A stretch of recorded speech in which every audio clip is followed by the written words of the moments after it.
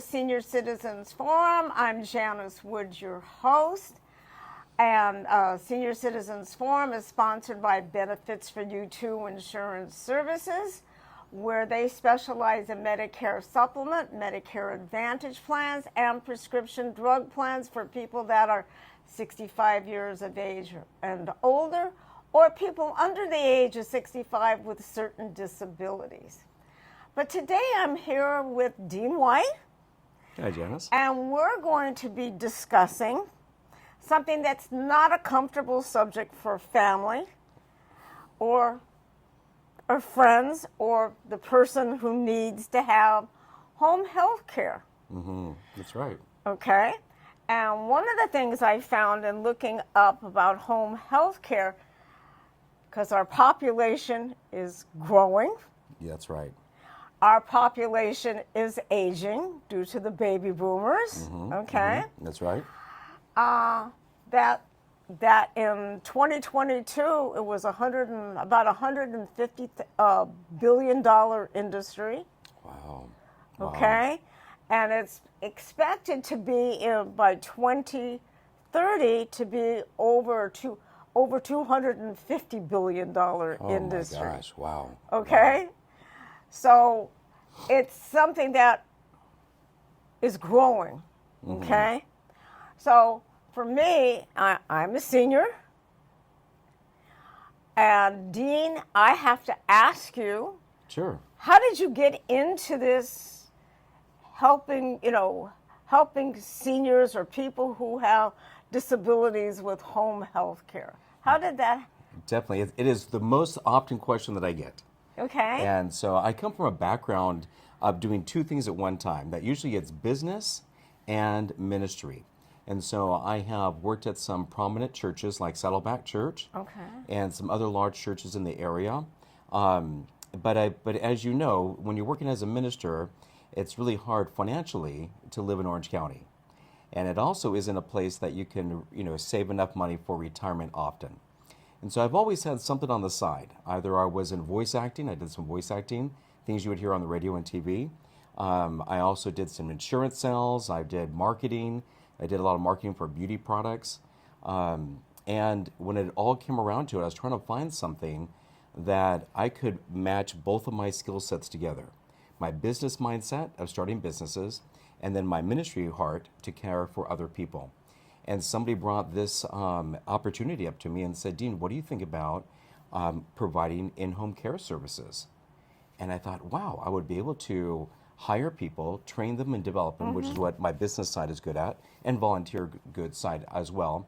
And then also something that I could build, throughout the years, and hopefully in 15, 20 years when I retire, I can have something, that is worth something.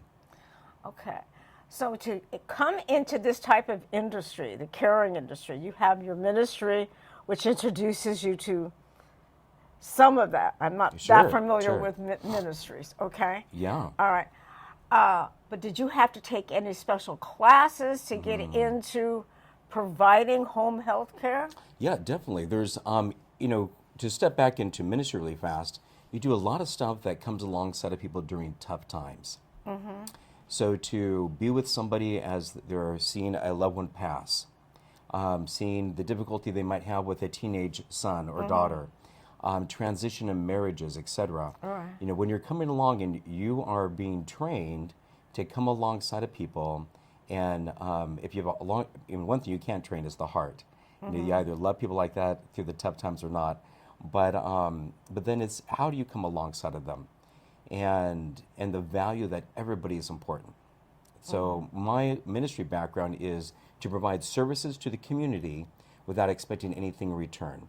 how can we help the community? So big thing that we did was during the pandemic was to feed people, and we fed 15,000 families a month.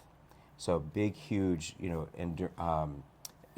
big, huge accomplishment of trying to do so. And then on the, what do you need to be in this business? I bought a franchise that, Caring Senior Service has been around over 30 years, and it's in 18 different states in 50 different locations, but they didn't have a thumbprint here in Orange County or Los Angeles. And so I thought, perfect, I'm going to pick an agency that I align to. They received tons of awards on how they develop franchisees. And they also have over 200 courses for caregivers, which a lot of other companies don't. So we were able to align with an organization that really had things that I believed in. Continued education, a wealth of experience. And then you still have to go through, they have to vet you and to make sure you're the right match for them. And I still went through then licensing, and which is kind of a lengthy process for you to get a license. And then it all kind of culminates together, and then you put out your offering that you can help people. So I pay my caregivers a little bit more, about 20% more than the average out there, and we provide more education for them, so it brings in a little stronger caregiver. So if you're paying them a little bit more, to me that means that you're hiring people that you think are more qualified than their qualifications meet a higher standard. 100%. And I try to keep my pricing is still very reasonable. I just take a smaller cut. Obviously, this is more of a ministry to me than a business, where other people, there might be a little more of a business than a ministry. Yeah, because when I was doing research for this show, they showed the profit margins, and I was like, oh my God. Yeah, some of them have phenomenal. The other thing is I don't believe in is I like honesty in being billed. All of us do, right? How many of us have ever gone to a gym and we sign up for $35 a month, and the first month is $535, and we go, what is this about? And they go, oh, that's your sign-up fee. Right. I hate that stuff. And so I don't believe in a sign-up fee, a service fee. I don't believe in nickel-diming a client. So I charge a flat fee, and that way somebody isn't surprised at the bill. Okay. And if we go to the store for you, there's not a trip fee, that kind of thing. Okay. Well, there's so much. As I said, when I walked into your suite here, I did research for this, and it's completely overwhelming. And I just had the experience in this last week where I went to visit a friend in Florida. Sure. Who moved from Southern California area. Her family said she had to move because she has Alzheimer's, and now she's in a locked facility. Sure. So it was very depressing, okay? And somebody that I was friends with for 53 years. And just let you know that not all locked facilities, it sounds like a jail. Yeah, it does. It may not always be a jail. There's some wonderful facilities that handle memory care. Right. And my advice in that is find one that does 4 different areas of memory care. Yeah. The ones that have one floor and everybody's on the same floor, and if you have beginning of dementia to very severe on one floor, it doesn't tend to better the person that's just that's just starting with their dementia. Right. And it's kind of like playing tennis against somebody who plays tennis worse than you. Your game's going to drop down. So if you go to a memory care place that has 4 different areas, then they're able to treat that person in that realm that they are. And we see a slowness of dementia happening. Okay. But what if I didn't want to put my loved one in a memory care unit? Okay. I wanted to keep them at home. 100%. How do I choose? Where do I start? Or I easily, because of my age, okay? Yeah. All right. Could have the same issues that my friend has, okay? Yeah. Where does my family start? So it may not even be the person. It could be somebody else that's like, okay, I've got to take over all that. Yeah, I think, as we know, the very best advice is always from a friend. Yeah. And so you start asking around and saying, what has your experience been? Super easy. They could always call me. I would, even if they don't live in the area, I'd give them the very best that I would give them. I'm at Caring, Well, Senior we're going to Service. put all this but on. We're going to. They're going to. We're going have contact We're information. going to find all that contact information. I'm losing my words. Okay, all that contact Sure. information will be where they can find you. Perfect. And one of the things about our show here is that we're in all 50 states and in about 48 other countries. Oh, look at that. Yeah. Well, they more than welcome can call. We would be Right. happy to help them. Also, they need to know that there's different stages. So it gets a little convoluted. So let's just break it down really quick. We have in-home care, as that's what I do. Right. There's home health, and that's what Medicare provides. They provide usually 1 or 2 days a week. Somebody can come to your house, help you with a shower, help with some meal, helps with some wound care, etc. And then there's hospice, and hospice is usually end of life. And so in-home care, it can be as little as 4 hours a week. Somebody that comes in the house puts the meds in order so that somebody's not taking meds too much, prepares a couple meals, does a little bit of laundry, does light house cleaning, and gives a little report to the family to know that mom or dad are okay. Yeah. And then it can go all the way to if somebody did go into a stroke and then was sent home, the doctor would prescribe home health that would come twice a week, and something on the smaller side. Now, do you work with palliative care also? Sure we do. Yeah, definitely. Yeah. And we would provide a caregiver that could come into the house, all the way up to 24/7. So can you explain for us or tell me what's the difference between palliative care and hospice care? Yeah, good example. So there are a lot of people who are not ready for hospice yet.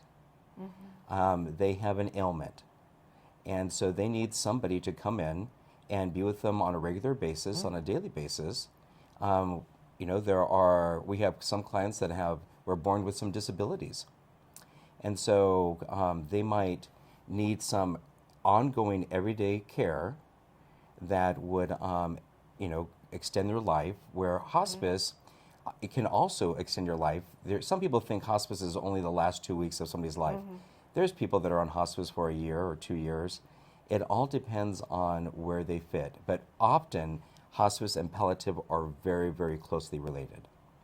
Yeah, because I know I had medical power of attorney for a friend. Yeah. And all of a sudden the doctors were talking about, well, we need to do palliative care. And that was a new word for me at that time. Sure, Yeah. sure. So it's a whole different world. Yeah, I think that you'd have to really define what the doctor would really want at that time. I would ask the doctor, please let me know, does that mean just the care that makes them happy as they take the next journey in this life? Right. That's often what palliative care is. But if we look at the broader scope, it could be whatever would sustain somebody's life. Yes, because that transitioning towards the end of life is not always easy. And it's emotional. 100%. So let's get practical. Palliative care could be something that you help provide somebody that my caregiver provides. When we walk into hospice, then we're looking into some medicines that's going to ease the pain of somebody towards the end of their life. I do not provide those medicines. A doctor would prescribe that through hospice. But palliative care doesn't necessarily mean medicine yet, but it could. Because I work with seniors also all the time, okay, on the insurance part of it. Yeah. And one of the things that I have to do, and it's part of what I call my due diligence, is that when I put somebody on an insurance policy or Medicare Advantage plan or a prescription drug plan, I review every one of their drugs. And I find sometimes, I don't know how people manage it. Yeah, for sure. It becomes overwhelming. You take this twice a day, this 3 times a day, and there's boxes. Seniors have boxes of medication. Yeah, good case in point. We have a client named Ray, and he had all his pills in different areas. Plus, he has supplements he has to take. Yeah. And so I went and got a box, and I put a little divider in it. And these are the refills. And then over here is his daily morning and night, little planner, right? Yeah. Everybody has those. And so the caregiver once a week goes in and fills up what he's supposed to take morning Okay. and night, and that he doesn't have to worry about it, neither does the family. So you're, because I know sometimes when I travel, I buy the little Yeah. containers, and it will say Monday, Tuesday, AM, PM That's on right. it, okay? So you help with all of that. It's Yeah, just- definitely. We have some clients, because they have chronic pain, are on a narcotic. And so we lock that up, and our caregiver shows up in the morning. They undo the lock, they take the narcotic out, and give the right dosage to our client. And then it gets locked up again. Because it can be really easy when mom or dad live on alone, are they taking the right amount and not too much? And then the other concern that people have is what happens if medicine is absent? Is it missing? What happened to that? Did mom or dad take too much, or did their caregiver or somebody else that came to the house steal some? Okay. And so it's very important that I go in, we lock up those kind of medications or anything that can be harmful, and then we administer it on a daily basis. Well, you can also have the grandkids come in and, Very much so. yeah. Yeah, it could be anybody. Sorry to say. And so we keep a very strong eye on those medications. And then the caregivers, every single day, they write down the notes of what they did that day. Okay. And then those notes are taken a picture of and sent to the office, and then we send them back out to the family so that they know exactly what happened that day. Now, do you write notes for the doctors? So when the patient or the person you're caring for goes to their medical? You can work for my business. That's exactly what we do. Okay. So a couple of different things. One, we do have a notepad, and I can even show you one, that every day that the caregivers write notes. So when anybody goes to the doctor with a client, they can take that pad with them. That's going to show blood pressure, any kind of concerns that they might have on it, just what their normal routine is, if there's been a change in the routine, if there's been multiple bathroom visits, which might, become a UTI concern, right? So that notepad is very important. But also, a lot of times the children of the client, they're working. It's really hard to always take time and, take mom or dad to the doctor. So our caregivers take them to the doctor, take copious notes from what the doctor said, and then that goes into the notepad, which then gets sent to the client. Okay. I know with some of the Medicare Advantage plans, okay, you can record the Sure. doctor's conversations. Not all of them have that, but That's Probably really good. something- yeah. We have to write some of those HIPAA things, right? Right. To get signed off, but exactly, we do, when it allows, we do record. okay. And then pass the recording on to the family. The doctor has to, sign off on a permission of that. We also have a digital version of notes, and so it's if the doctor is okay with the digital version, then we take the notes on a little iPad. Because I know when I go to the doctor, okay, I don't happen to have that kind of Medicare Advantage plan, all right? I go to the doctor and I come out, I have a stack of paper like this, okay? It feels like it's like that Right, yes, sometimes, yeah. okay? Do you guys help keep that paper filing? I don't know. Yeah, we're going to organize as anything the family would like us to organize, we're going to. So we have a client at Atrium Newport Beach that we're just going to step in a little bit more and watch over, all of those notes from the doctor, the scheduling of the doctor's appointments, anything from a hair appointment to a dentist appointment to a doctor appointment, and then keep that all organized, because a lot of times that has to be then submitted to the insurance. And one of the things I also see caregivers doing, I go to religious services and I will see caregivers there with, Definitely. okay? Yeah. So they provide them like go grocery shopping, or if they want to go play bridge. Yeah, you hit it, imagine. Janice. We have, back to the original client that I went up Right. with Ray, every Sunday Ray likes to be taken to Costco, where Yeah. he buys flowers for his wife, and then The caregiver drives him to the mortuary where he brings flowers to his wife. Cool. And then he likes to go out to the bay and just walk around and just enjoy outside. And the family is all working, so they just love to know that Dad is okay. And then we Okay. have other clients. We have one client named Joanne that she has an appointment usually once a week. And so our caregiver goes over, picks her up, takes her to her heart doctor or takes her to her dentist or her hair. And if she wanted to go to we have another one that, same thing on Sundays, is there and just helps bring the person to church and goes to church with them Right. and brings them back and does a little lunch for them afterwards. Okay, that's really nice. Oh, see, I see caregivers out to lunch with people. Yeah, 100%. Take them shopping Yes, yep. Okay. And we had or out walking. I see them walking. this week Janelle took Judy. She has a granddaughter graduating from college, and so Janelle took her out shopping for the right dress to wear. So you're Okay. exactly right.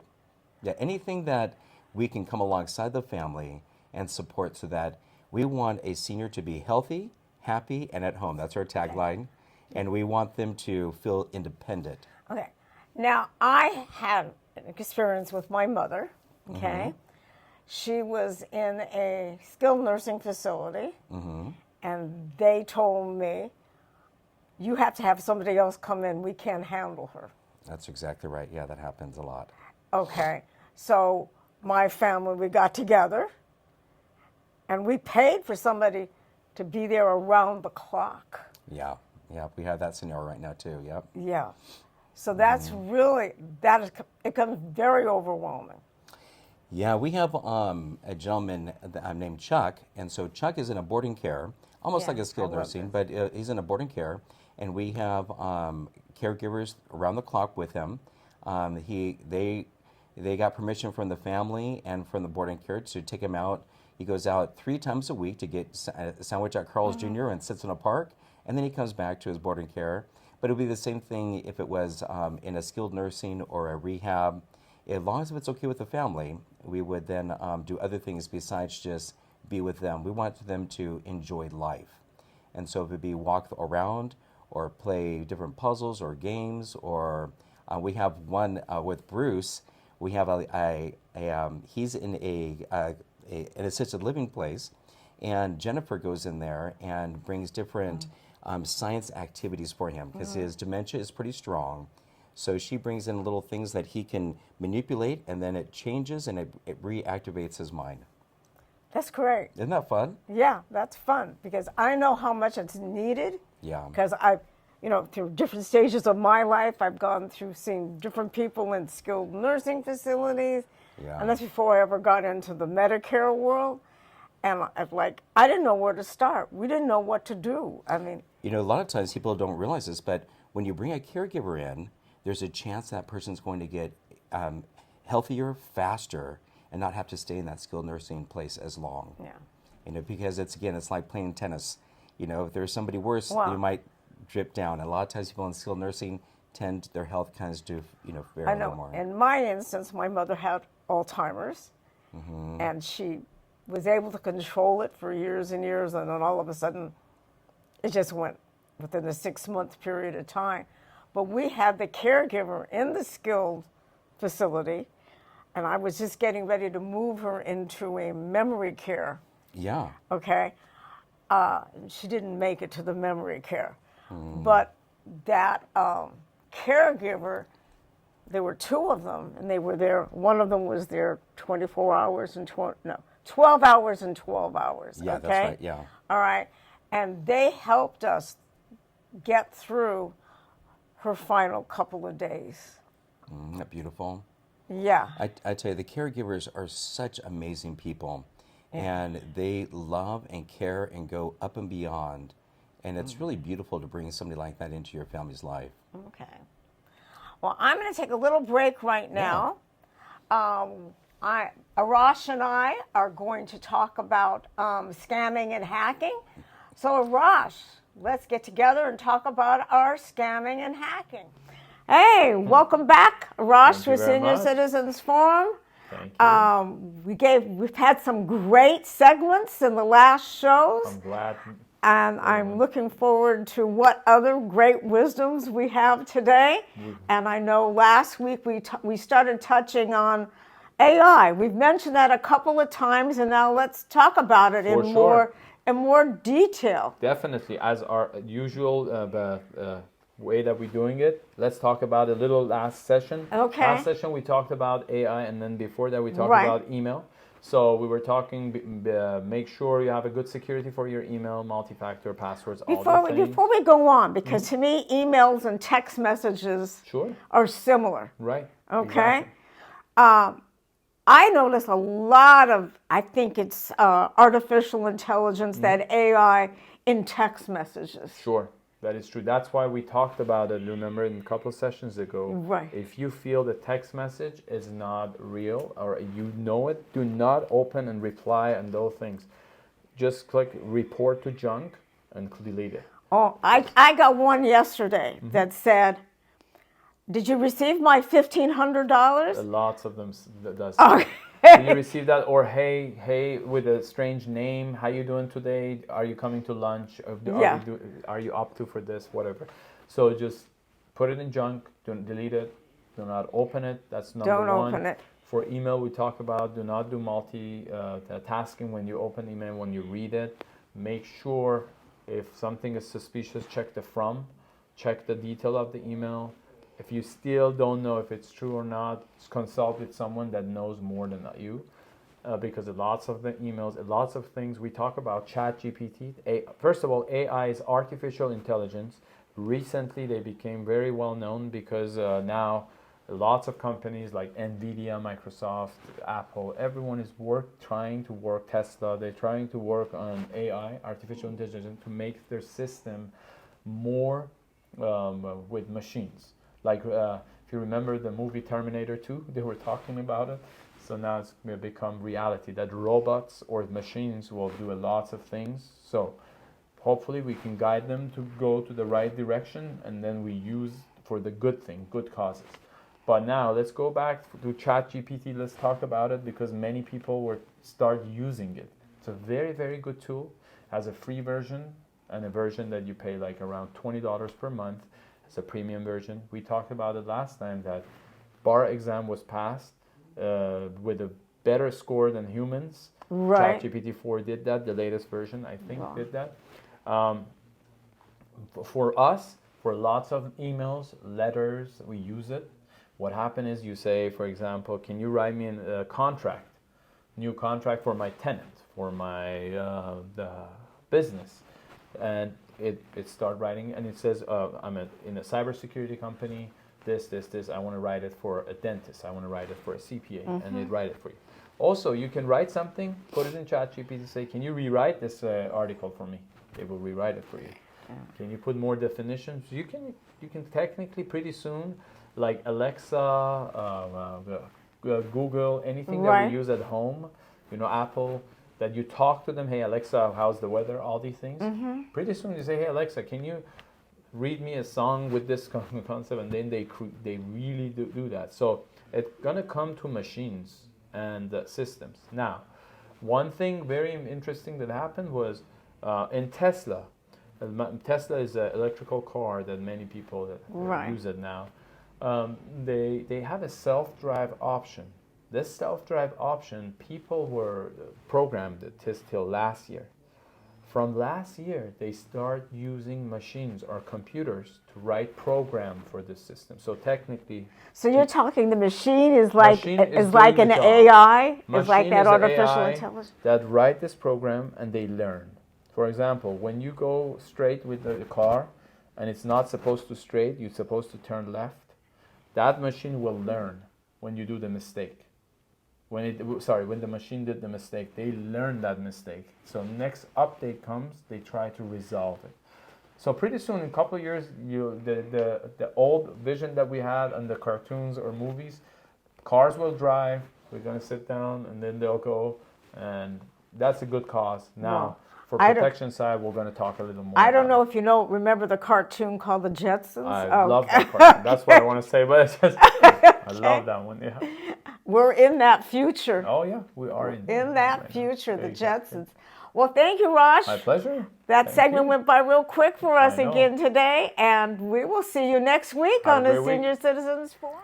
Thank you, Arash. I hope you have a really good week, and we'll see you next week with some more great ideas on scamming and hacking and how to protect yourself. But in protecting ourselves, also, we're talking about we're having people come into our homes. Okay, That's right. So if I go online and I'm looking for an agency, what am I looking for? Okay. How do I select an agency? I know I want to look at the star ratings. I want to look at the negative things that are being said versus the positive sure. things that are being said. How do I select an agency? Yeah, I think that's even a broader question of, the first question is, how do I get help for my loved one, right? Right. And some people are going to go to Facebook and they're going to type in, does anybody have a caregiver? And in fact, you can get a caregiver on Facebook fairly inexpensive, but then you're not protected. If they fall into your house, they're going to sue you. If something goes missing, you're at a loss because you can't sue them. Where when you go to an agency is going to come with insurance. They're going to be bonded. All the caregivers are going to be background checked. We even background check for them with the DMV to make sure they don't have a DUI. And so it's thoroughly a strong background. And then we're going to bring a person into your house. Now, granted, they're a stranger, right? And Right. so you're like, okay, how long am I going to get to know them? Do they fit me or do they not? When you're working with an agency like ours, we could have somebody in there that might do a great job, but just not the right personality click. You just would simply call me and go, Dean, lovely person, just not the right fit, and I'd bring somebody new. And that's the other beautiful thing about working with an agency is that you're not having to fire, let go, transition out anybody else. If when you're working with an agency, if the caregiver gets sick or gets a flat tire on the way to work, I provide another caregiver that's going to be there. And it takes the worry and the stress off of you. And so we are fully licensed, fully background checked, all the caregivers that is, and we are bonded as well so that you're completely covered as a family. I know one thing, and this is also years ago, okay? My friend, this is actually the same one that I saw last week in Pensacola. Yeah. Her uncle had a caregiver, and all of a sudden, the will and trust, everything was changed into the caregiver. I mean, That's scary. We hear about those things. Yeah. yeah, and the family was really upset. Yeah, I knew of a person that after the person passed away, the caregiver took the Mercedes Benz because the person said, "Oh yeah, they said they were going to give it to me," and the family was like, the caregiver had a person signed over on the pink slip and all of that, and the family said, "It's just not worth the fight."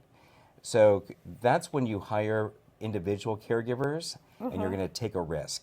When you're hiring an agency, things like that don't happen. And not saying they can't ever happen, but all depends on the agency, right? Right. So we're very communicative with the family, and we don't allow the caregivers to give the clients to give the caregivers gifts. And so we try to just cut that in the very beginning. If they want to give a gift to that caregiver, they can give that gift through the office. And another example of that, let's say that the caregiver is going to go to the grocery store. We ask the caregiver to purchase that item on their own paycheck or own however they want to pay. They then send me the receipt and I instantly Zelle them the money. And then I put that bill for that thing that we bought on the client's bill and charge them on their credit card or however they want to pay.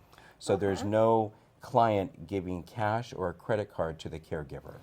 So if I wanted to buy the caregiver a birthday present or a Christmas present, okay, I need to do it through the agency. That would be the very best. Now, we're not going to just put a pause and stop anybody from giving a gift. Right. But we 90% of the time, everything is given through the agency. And so you would simply say, I want to give Ingrid something. And I would recommend, how about a gift card? and then you would purchase a gift card, and then I can then present it to her along with her other clients that are giving her gifts that season. Okay. All right. I think that's really great because that's more control and it protects your clients, and it also protects that caregiver from being accused of something. 100%. Yeah. Yeah. Yeah. When you start giving gifts, and sometimes you could bring something, a caregiver could bring something just to show somebody and then take it back. They might feel like that's a gift. So we say, don't bring things in for show and tell either. It can be confusing. And unless you're going to bring something like, that they want blueberry muffins. Okay, you can bring them a blueberry muffin, of course. Right. But anything that is tangible, it's really something that should only come through the family or through the agency. Through the agency. What a great idea. I think that's Thanks. very smart. Okay. Now, we're talking about all these different things, but we need to talk about something else.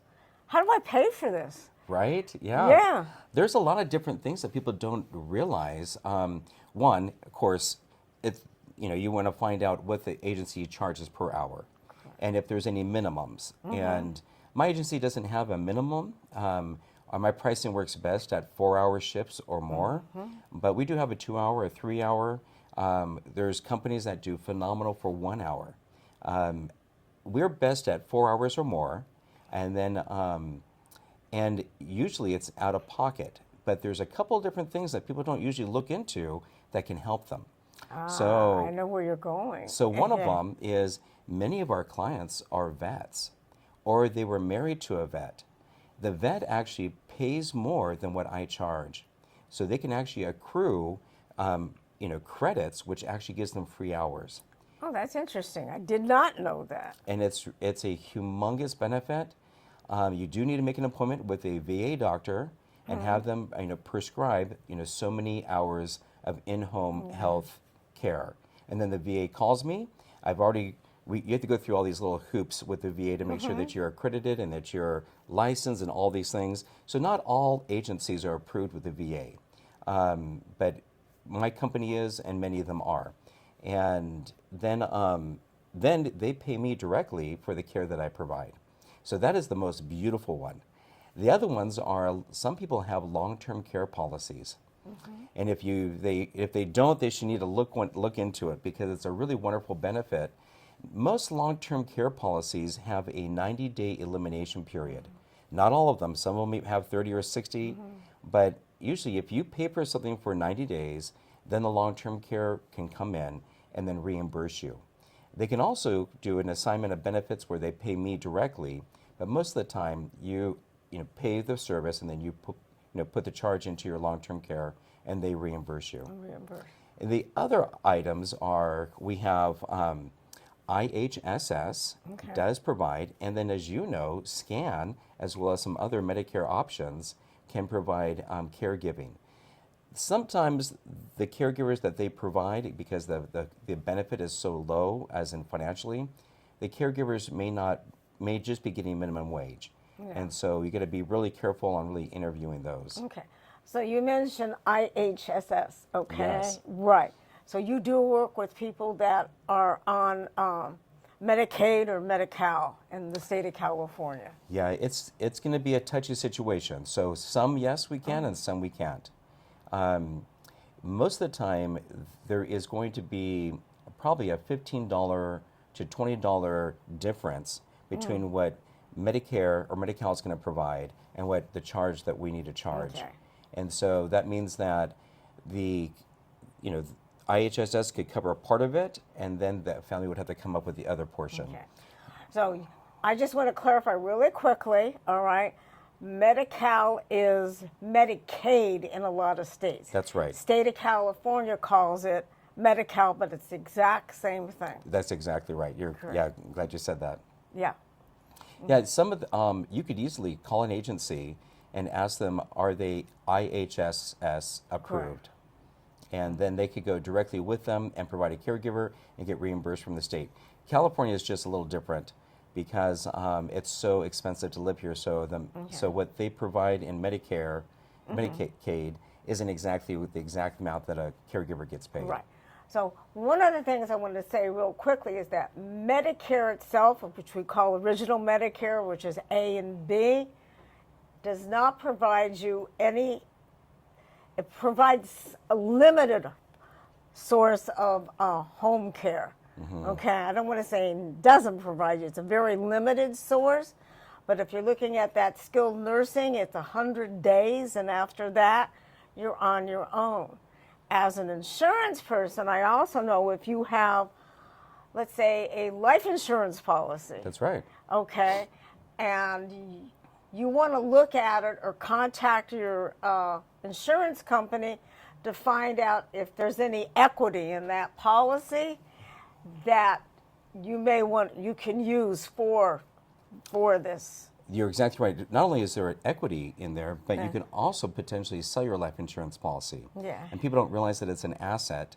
And so insurance companies aren't too favorable upon that, but it is a really big asset that some people can actually sell it and or get a payout early for their insurance. I will push on the selling it because there's also a percentage that they're losing of their equity when they sell it. So you want to check and talk with somebody who is an expert in it. But it is a source if you do have even a term insurance policy, there may be something there that you can use. Okay, but you need to talk to an expert and see what your options are. If you don't have someone, I can refer you to somebody that does that. As well as I could, too. We've been able to, this one gentleman, he paid on his life insurance policy for 10 years. Yeah. And we were able to get him 3 times what he paid into it. Yeah. So it was really a phenomenal deal for him. But a lot of people don't realize they're sitting there with a whole life insurance policy that they bought when their children were young. Yes. And they don't even realize that they could have $1 million or more sitting in it, and that money can be used for this. As well as other things, too. So a lot of other things, but that's a whole different show. Exactly, okay? exactly. All right? So, so this is really interesting. But that's just other ways of paying for it. It is expensive. I don't know what else to say. It's expensive. It's anytime that you're hiring people just to come and care for you, right? And so I think that it's, I see people all the time going on, beautiful vacations, but it's really hard for them to pay for mom to have the right care. And that's really hard for my heart, And so I think, gosh, mom or dad, did so much for you. Let's find a way that we can care for them through these last days of their life, too. It's a very emotional time. It's emotional time for the senior. Yes. Because you're giving up your independence. Hopefully we can build some of that back. Yeah. Right. Okay. And I think having a caregiver may help you keep some of that independence. That's exactly right. Right? Yeah. It's also for the family of seeing their loved one, or maybe not so loved one in some cases, no longer, how do you take care of them? How do you do what's right for them? Because there's so many different scenarios. A whole bunch of scenarios, and one of them is that not only do we want the independence of the client, but the family needs independence too. So we had a family that they've been caring for mom for a number of years, and we were able to watch mom for 10 days as the whole family went to Ireland. And they came back refreshed. And they said, we had a wonderful time, that we got the daily notes, what's going on with mom. We felt comfortable because they have not had their independence to enjoy life. And so we want to come alongside to not only enhance the life of the senior, but also enhance the life of the whole entire family. And which is so important, because the family needs to have a quality of life too. That's right. That's right. And to make sure. 100%. And I know that family, when they went off to Ireland, they knew that their loved one was being taken care of. Yes, 100%. And with daily check-ins. Well, thank you, Dean. This has been really great. All of your information we're going to have posted. If you want to get a hold of Dean, you would definitely going to see him at Caring Senior Services. You're going to find him in Laguna Hills, California. That's right. He will be able to help you out if you have any questions. If you can't get a hold of Dean and you want to get a hold of me, I'm always available to talk to you.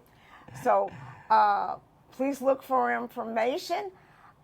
Thank you so much for being on our show. This was just really enlightening. You made to me, an emotional subject a little bit more understanding to it, okay? Because as in any type of detailed subject, once you start digging into it, there's more to find. Definitely. And I really enjoyed your story. So everybody have a great week. We'll see you next week. Thank you. Thanks, Janice. Thank you.